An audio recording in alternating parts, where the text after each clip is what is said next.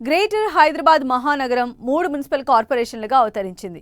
పరిపాలనా సౌలభ్యం కోసం పాత జీహెచ్ఎంసీని ప్రభుత్వం 3 కార్పొరేషన్లుగా విభజించింది.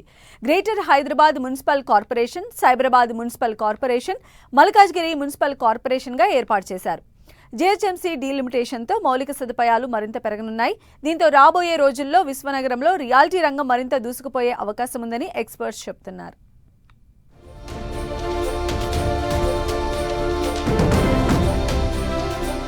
హైదరాబాద్ పాలనలో నూతన అధ్యాయం. 3 కార్పొరేషన్లుగా గ్రేటర్ హైదరాబాద్. జీహెచ్ఎంసీ, ఎస్ఎంసీ, ఎంఎంసీగా ముక్కలు. మౌలిక సదుపాయాల కల్పనతో రియాలిటీ రంగానికి బూస్టింగ్. హైదరాబాద్ మహానగర పాలనా వ్యవస్థలో కొత్త అధ్యాయం ప్రారంభమైంది. పరిపాలనా సౌలభ్యం, అధికార వికేంద్రీకరణే లక్ష్యంగా ఇప్పటివరకు ఉన్న జీహెచ్ఎంసీని తెలంగాణ ప్రభుత్వం 3 ప్రత్యేక కార్పొరేషన్లుగా విభజించింది.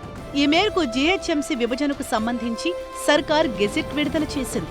ఔటర్ రింగ్ రోడ్డు పరిధిలోని సుమారు 2000 చదరపు కిలోమీటర్ల విస్తీర్ణంలో ఉన్న ప్రాంతం 3 కార్పొరేషన్లుగా విభజించారు. ప్రస్తుతం ఉన్న వ్యవస్థను greater Hyderabad municipal corporation, Cyberabad municipal corporation, Malkajgiri municipal కార్పొరేషన్లుగా ఏర్పాటు చేస్తూ ఉత్తర్వులు జారీ చేసింది.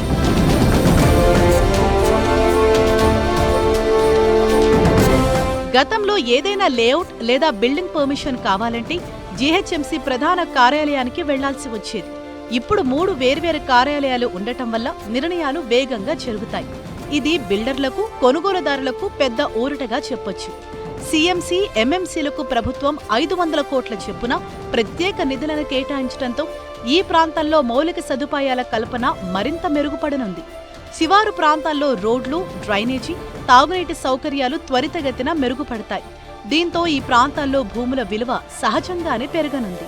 ఈ గవర్నమెంట్ ప్రపోజల్ ఏదైతే 3 మున్సిపల్ కార్పొరేషన్స్ని డివైడ్ చేద్దాం అనుకుంటారు, Malkajgiri, second Cyberabad as well as Hyderabad అనేది డెఫినెట్గా it is a very good move. This will help in better governance, better monitoring of each project also and faster approval process అండి. So definitely it is a very positive move and we welcome this move from the government.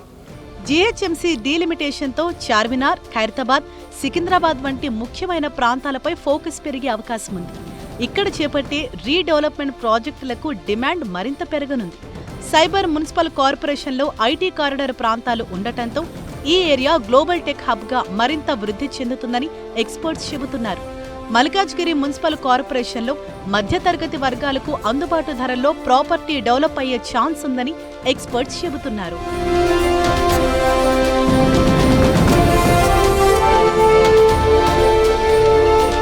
అధికార వికేంద్రీకరణతో హైదరాబాద్ మహానగరంలో పెట్టుబడిదారులకు కొత్త అవకాశాలు రానున్నాయి.